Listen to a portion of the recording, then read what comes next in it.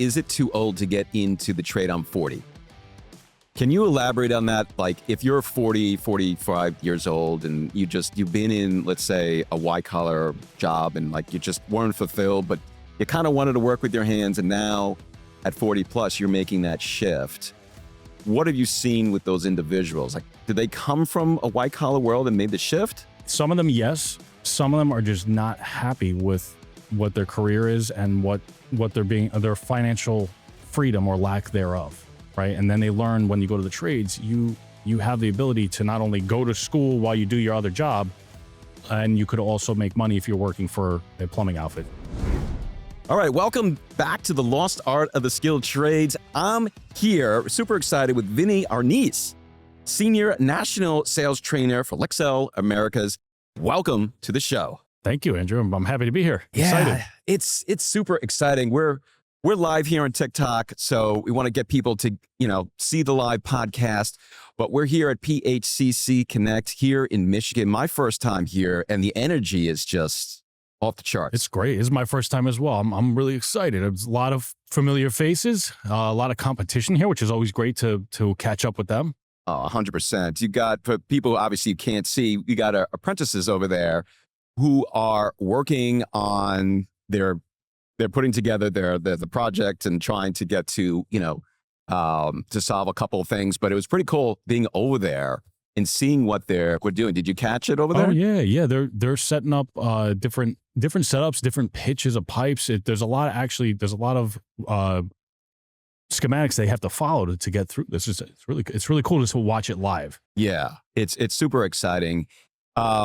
We happened to meet at the Water Experience Center a handful of months ago with Judalyn Cassidy. Yes, that's correct. Yes, who is a plumber. She's union. She's about what? I think 4'2". 4'2" and but she's strong. Like strong, but like the personality. She is just a wonderful human being, and she has tools and tiaras. Her foundation, and she teaches young girls about plumbing. Yeah, she does an amazing job of getting the next generation, and it's a range of young girls from I believe it's 8 to 18. So really just introducing them to construction, different trades, electrical, plumbing, and really opens the eyes of the girls for different opportunities. Yeah, I mean, just watching those girls like light up, and just. You guys were doing different things. There was, you had a toilet that was open to show them how it works. They were playing with the water, but like these kids had great personalities. And one of them, I forget her name, she came up to me. She gave me a hug at the end when I left. It was like, I saw. It was wonderful. Did she give you a picture too, right? Maybe. There was a bunch of pictures getting drawn, which I saw the hug happen, which is great. That's part of it. They end up connecting with everybody that's a part of the event. Which is really great. Yeah, it is. And to showcase to those girls what you can do with your hands. And, Judalyn obviously is successful and has gone above and beyond, right? So now she's, social media and, she speaks, but just wonderful to see what she's doing with her foundation. Yeah, great. She's a great advocate for the industry and for the next generation. Just young girls getting the tools in their hands. Awesome. Tell the audience a little bit about Lixil and what they do, because I don't think people know the brands underneath, and everyone has probably used it who's a guy.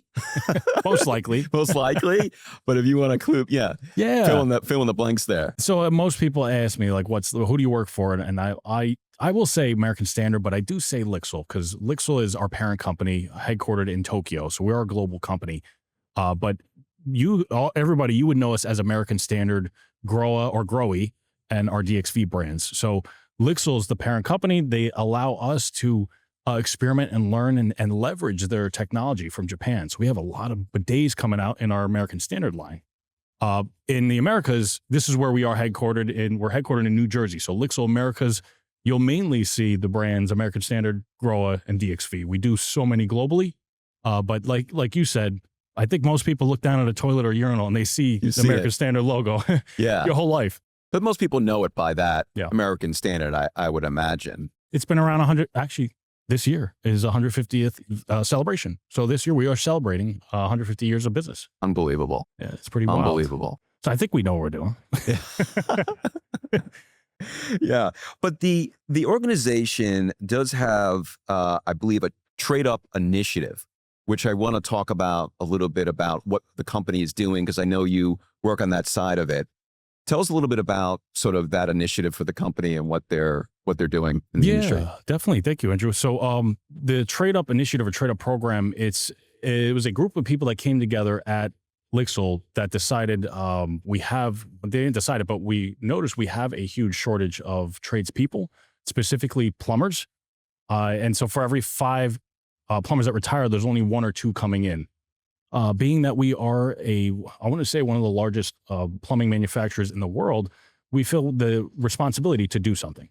So we came up with Trade Up, and the idea was that it's okay to trade up your career, no matter what age you are, to go into a trade. So my own personal story is I went to school for IT, and it was great. IT, yes. Oh, you veered way off. Studied welding, then I went to college for IT, and I was good at it, but it was not in my heart. I wasn't having the fun that I would hope to. And I say that seriously, it should be fun. What you do for work should be fun.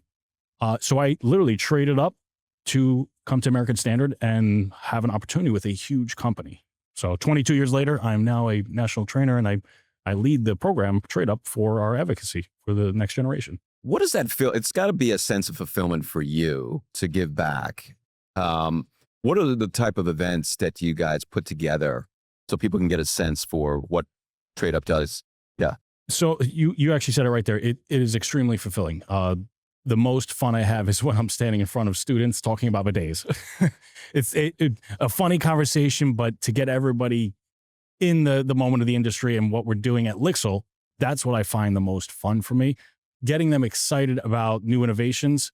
And really it's in front of any student. So high school students, union students. So students that haven't made the decision, and then students that have already made the decision and they're already going to their apprenticeship. We want to reach every avenue.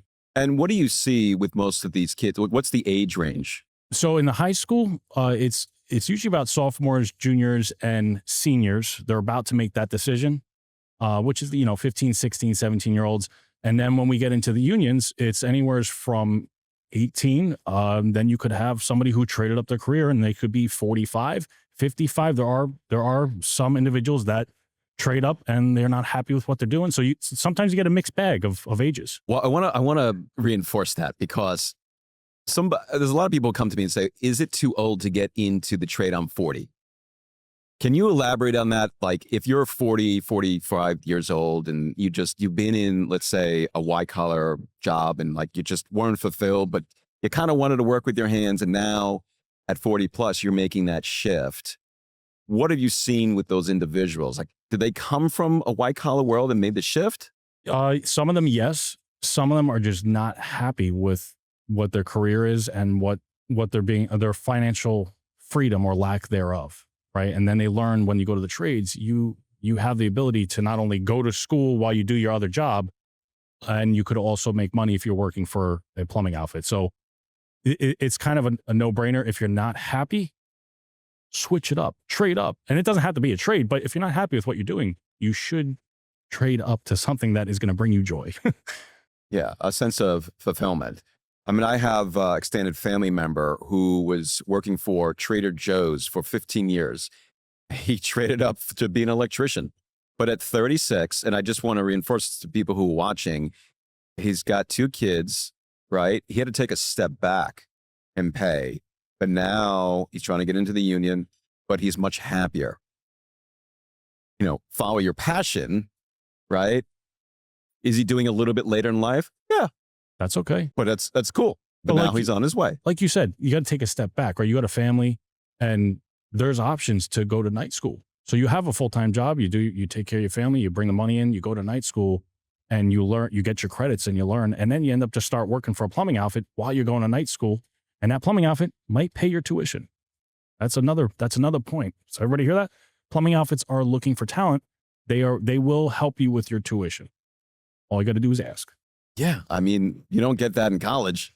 Unless you're getting scholarships. You just got scholarships, but that's that's also more work. It's hard to get that. It is hard to do that. But I always say, like, if you're going to work with your hands, you don't necessarily have to have that debt. You don't have to, go for that 4-year college degree, and you can go straight in, work as an apprentice or apprenticeship, right? Start making money, but you're learning and you're earning at the same time, which is wonderful. It's a win-win. You have the experience because you got academic college, which there's nothing wrong. But when you come out of academic college, you don't have the experience. So you're expecting to come out with a certain salary.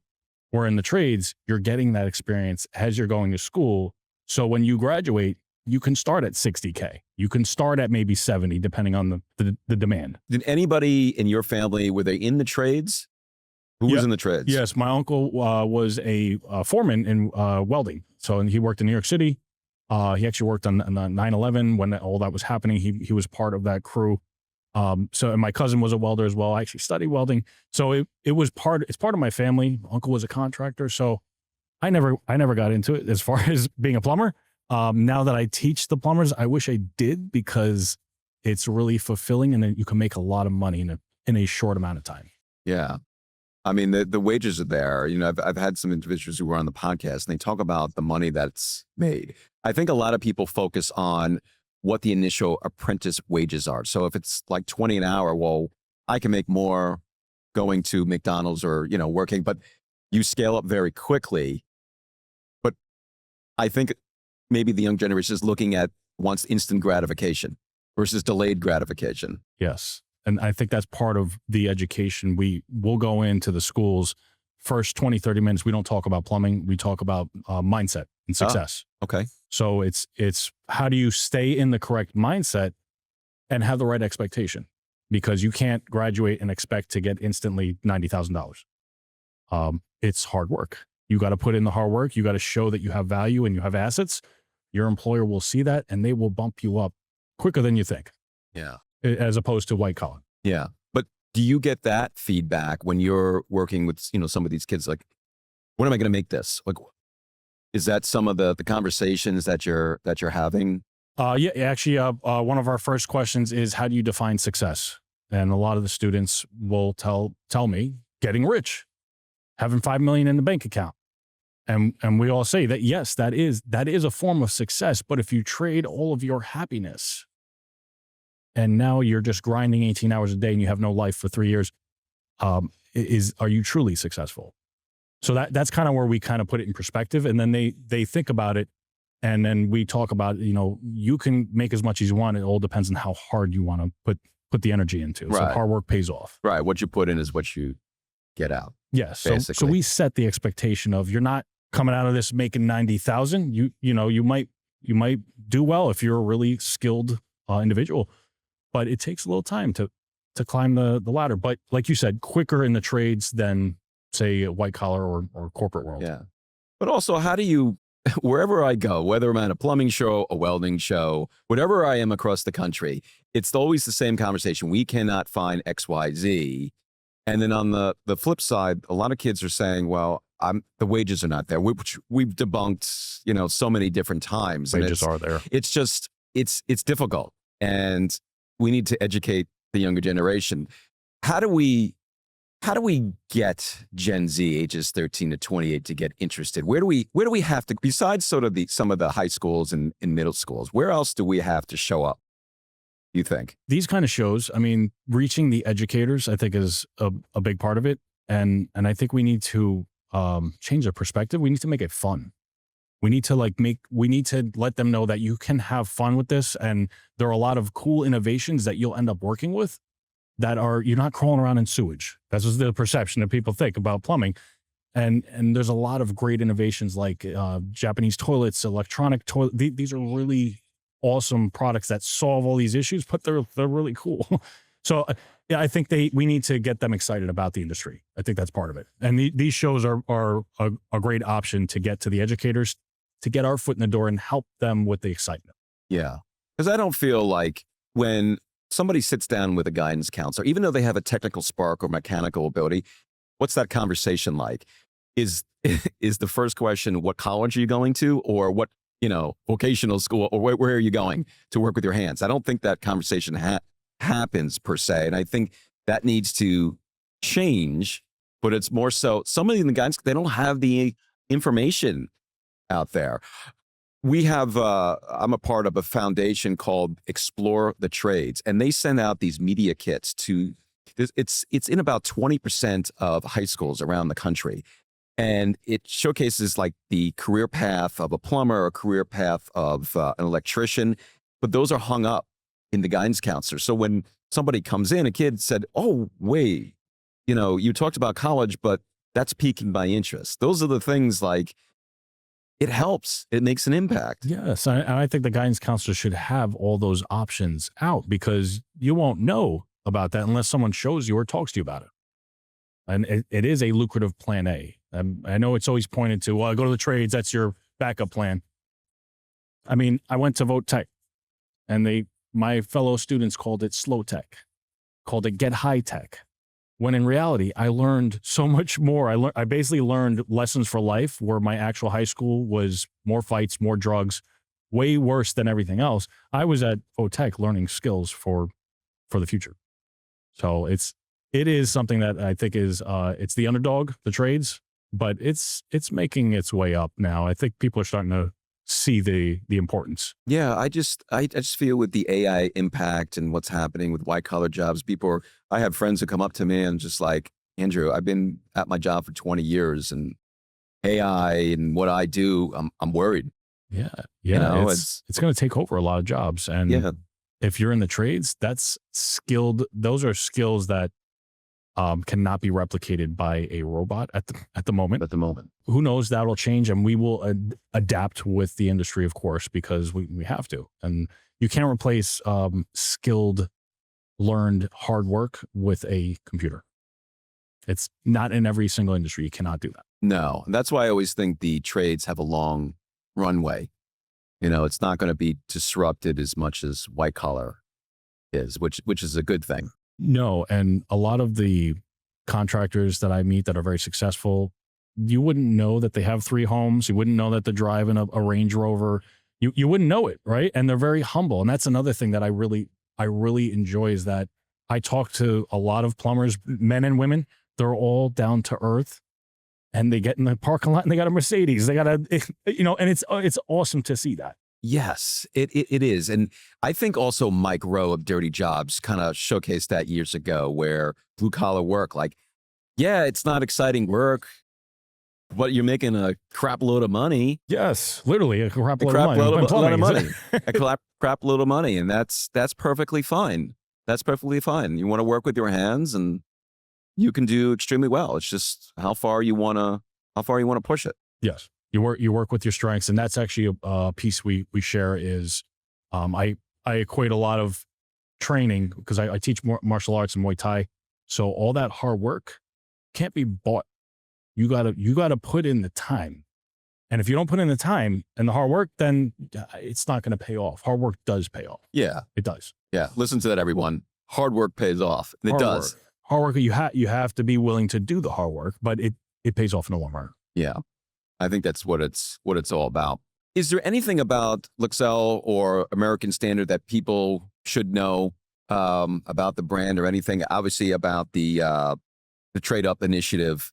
Anything for the trades, or anything that people should know? Again, American Standard is celebrating 150 years. I'm wearing the outfit, but Lixil as a whole, our mission is to make better homes a reality for everyone, everywhere. It's not a company looking to make money off of just companies. It's actually a company looking to do responsible things and create a hygienic living solutions for all of our customers, all of humanity, really, because we are global. So I want to say in a nutshell, Lixil takes responsibility for the protection of the health of the globe. That's what we try to really strive on. Yeah. I mean, it's a mission, and I like that you have this initiative. I like what you're doing and making an impact in your way, and helping some of these students really say, okay, I want to work with my hands. But you're also working with people who are 40 plus, 50, who are making a career change. That it's okay to make that career change, and you could be successful. It's just later on in life. That's okay, and that's all good. And I'll be honest with you, some of these. I want to say guys, because it's guys and girls. Some of them are scared at that age, making a big change. And we come in and again, we try to make it fun, but we also try to talk about the huge value of the change that you're making. This is a huge value, not only to yourself, but So it's all the customers that you're going to serve, and you're going to impact their lives, impact the hygienic environments that they're going to be in. And you put in that perspective, people start to really, they start to really understand what it is that they're doing, and their profession is, you're a protector. I call them water doctors. That's my 100%. 100% Protectors water of the, doctors. you know, they're protectors. Well, if Nation's water supply. a scrub surgeon has to scrub, you need a water doctor to set up the potable water to that scrub station. So it's hand-in-hand partnership. They're just as important as medical doctors. You guys hear that? You plumbers are just as important. Same thing with electricians and welders. Plumbers save more lives than doctors. They do. No They BS. do. No BS. No BS. No IBS, maybe. No, that's good. I like that. Very punny. Very Yes. punny, Andrew. Yes. Are there any success stories that, you know, going through, obviously there's an initiative, are any success stories that you want to call out that really kind of like, that was like a really good like story and journey of that individual? Yeah, there's a bunch. There's one grown man now. I'm going to call him a kid. He's not a kid, but he did go through a couple of our trainings years ago, and he ended up getting a job at FW Webb, so one of our wholesalers. And he did want to go the route of a plumber, but he went the route of the wholesaler, and now he's moved up, and now he's a territory manager, and he's worked his way up because he had the knowledge of the industry, and he was able to prove himself through to the wholesaler. So he went a different route. And I want to say that there's success stories in any of these. You can choose to go the plumbing route, and then you can trade up to go somewhere else. It goes either way. So I'm really proud of that student. He actually works across the street from our headquarters. And I see him once in a while, and it's, hey, you want to come over to the plumbing manufacturing side? And he says, no, I got a good setup here. I'm enjoying it. So I'm happy that we make an impact like that, where I am still able to have contact with him, and he'll contact me once in a while. And Yeah. it's good. Yeah, you got to find your path, and maybe it's not in the field per se, right? But he's got that knowledge base that really kind of helped him on his journey. Yeah, that's one path. The other path is I have students that have gone through our program, and then have gone up to be an instructor at Hohokus Trade College. Actually, one of the judges here is the director of Hohokus Trade College in New Jersey. And some of his students went through my class, not because of me, but because they have great instructors, and they advanced to becoming an instructor. So I would like to say I'm a part of that, but I was just there a couple times. But again, I come back, and we it feels like camaraderie with the students, that I come back and I get to talk to students that I know, and now they're a teacher. It's a good feeling. Yeah, it really is a good feeling. Then if people want to find out more about actually American Standard, where do they go? Social media, website? Yeah, so at the moment, americanstandard.com/TradeUp will house all the information on TradeUp. We will have a separate website coming out soon. We do have all kinds of resources for plumbers, for anybody looking to get in the trades, actually explore the trades. I believe we have a link on there as well. So if anybody's looking on how to start, that's a great place to start on where to go. Yeah, that's definitely americanstandard.com. That's your easiest way to go. Okay.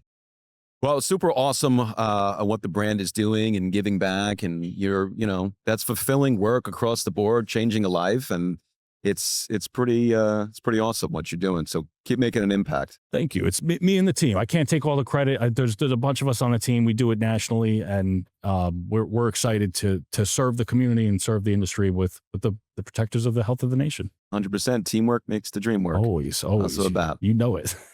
All right, Vinny. Thanks so much for coming on the show. Awesome. Thank you. This has been a pleasure. I appreciate you having me. Yeah. Thank you. Awesome.